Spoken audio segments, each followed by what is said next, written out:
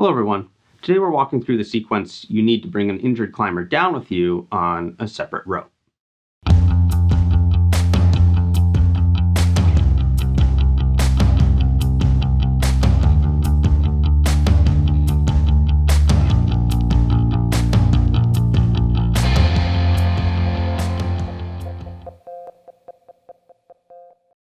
Hi there everyone, I'm Jason.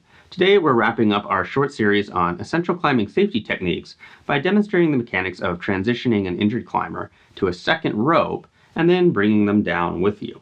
This is a modification of standard industrial rope access techniques applied to a climbing situation. Why might you need this technique? Isn't the climbing standard the pickoff, and isn't that done on a single climbing rope? Yes, the pickoff is pretty standard. But the pickoff requires that the climber and the belayer be able to counterbalance each other as the belayer ascends the rope to provide aid. With two adults, even adults of differing size, that usually isn't a problem due to the friction in the rope system, but there are circumstances when this isn't possible. An example with adults would be an accident that also damages the climbing rope. But, and this has been the primary point of this whole safety series, what if you're climbing with a child?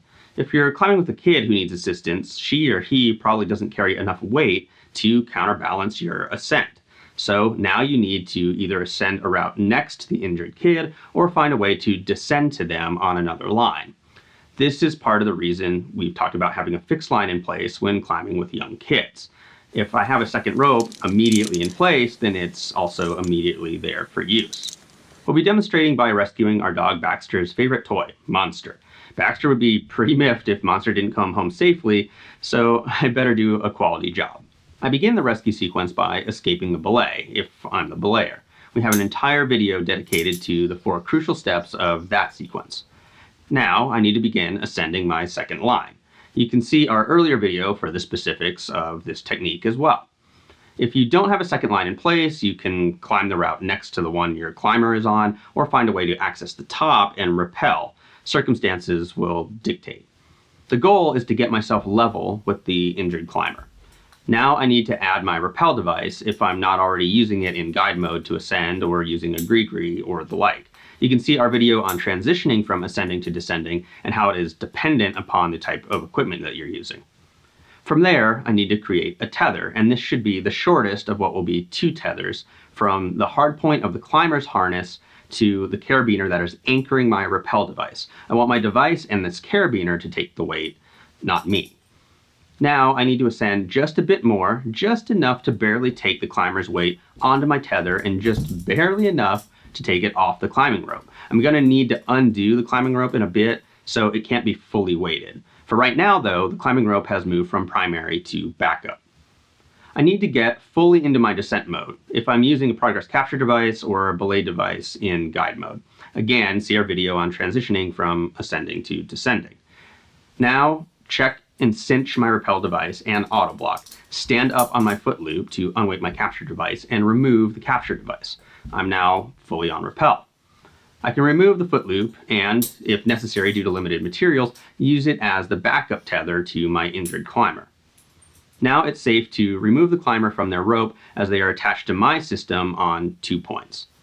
Finally, I carefully descend, ideally supporting the climber by placing my thighs under their armpits.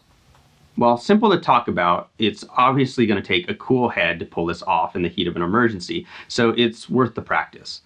And with that, we're concluding our short series of foundational techniques for climbing safety, from escaping the belay to ascending the rope, to transitioning to descending, to bringing a climber with you on descent.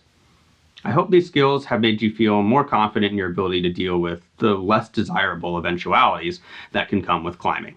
Let us know if it has in the comments section. If you want additional thoughts related to this video and every video that we produce, along with links to the equipment we discuss, simple gear lists, sample itineraries, and links to other outdoor resources, please visit our website at shortguysbetaworks.com. The link's in the description below. And if you want to be alerted as we release new content, please subscribe and ring that bell.